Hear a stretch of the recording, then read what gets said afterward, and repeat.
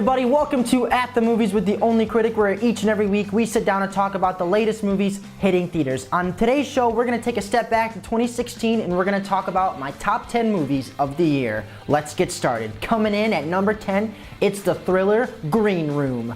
A group of neo-Nazis headed by Patrick Stewart holding up a group of punk rockers inside a small nightclub actually makes for a thrilling, one-of-a-kind experience.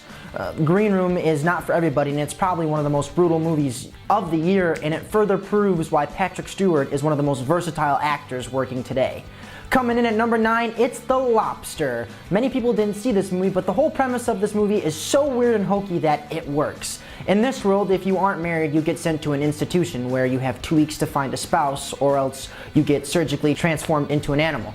I know how that sounds. The result is a hilarious, offbeat, dark comedy on the political confines of our society as a whole. See it, and then let your brain rattle with it afterwards. Coming in at number 8, it's a movie that most people saw. It's one of the biggest box office grossers of the year. It's the reimagining of The Jungle Book. Without question, this was the most gorgeous movie to look at this year, and Iron Man director Jon Favreau did the impossible. He took a beloved and cherished story and did it justice. He used complete digital effects, minus the little young Mowgli who runs around, and this is the stuff all great blockbusters are made of. It's now streaming on Netflix. I highly suggest you check it out. Coming in at number 7, it's the Oscar hopeful Moonlight. Barry Jenkins' story of human connection and self-identity is also one that is immensely powerful. The movie is chronicled over 3 different time periods as it follows Sharon as he goes from child to teenager to adulthood. Much like the episodic Boyhood, it's a timeless story told so beautifully that you forget you're watching a movie. Number 6, we have Captain Fantastic. You might have heard about this. Viggo Mortensen is earning awards buzz for his performance of Ben Cash in the movie. He is nominated for Best Actor at the Academy Awards this year, as he plays a father who is devoted to raising his 6 kids with a rigorous physical and intellectual education in the forests of the Pacific Northwest, until they have to enter the real world and learn what life is all about. Captain Fantastic is a movie that enthralls the senses and engages the mind for 2 hours, proving no movie is too long when you're having fun.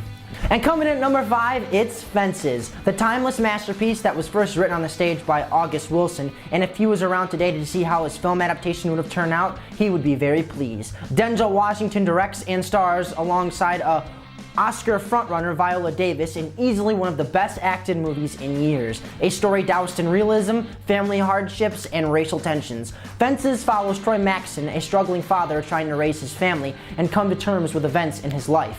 This is an emotionally charged epic that is equal parts homegrown in nature but subtle in the delivery of the message. Number 4 is American Honey. The movie is brilliantly made, and it follows a teenage girl with nothing to lose as she joins a traveling magazine sales crew, and she gets caught up in a whirlwind of hardcore partying as she travels cross-country with a band of misfits. American Honey is a luxurious 162-minute escapade that brings new meaning to the term young, wild, and free. The movie is constantly engrossing, active, and exploding off the screen like the many 4th of July celebrations that grace the screen.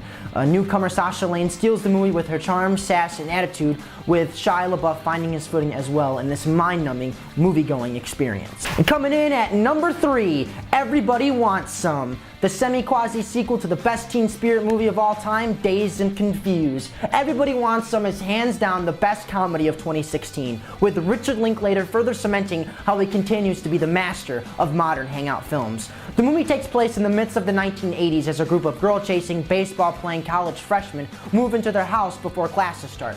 All of the young actors put in terrific performances, with Linklater indulging each of his characters' antics with such a wild, free-flowing affection that you can miss the thoughtful undertones throughout. Few filmmakers have been able to embrace the joy of living in the moment like Linklater has, which is all the more sad because the movie comes and goes so quick. Such is life. Coming in at number 2, it's Hell or High Water. This was a movie that nobody, including myself, saw coming.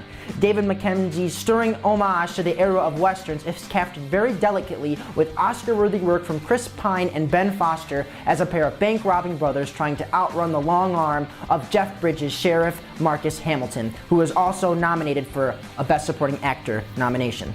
This is a thrillingly good movie, a drama of crime, fear, and brotherly love, all set in the backdrop of rural Texas, a landscape that fits this movie movie perfectly. Now, before we reveal the #1 movie of 2016, we thought this would be a great time to reveal our honorable mentions. So there they are. You still should check these great movies out.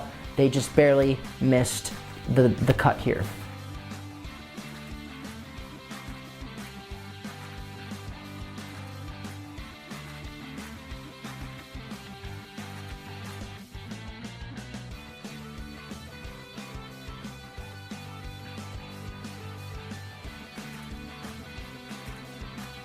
Alright, and finally coming in at #1, the best movie of 2016, it should be no surprise, it's La La Land.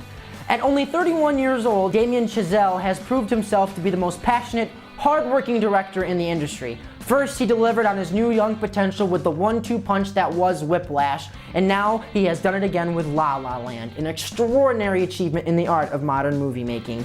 An original music crafted with so much precise quality, attention to detail, and homage to the best musicals of all time. Modeling itself after the likes of Gene Kelly and Fred Astaire, this is the movie that demands to be seen over and over again.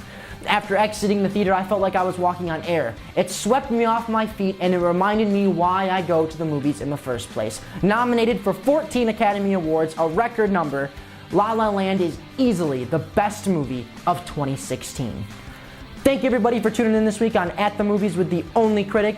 You can get all my reviews at shoespectra.com. We'll see you next time.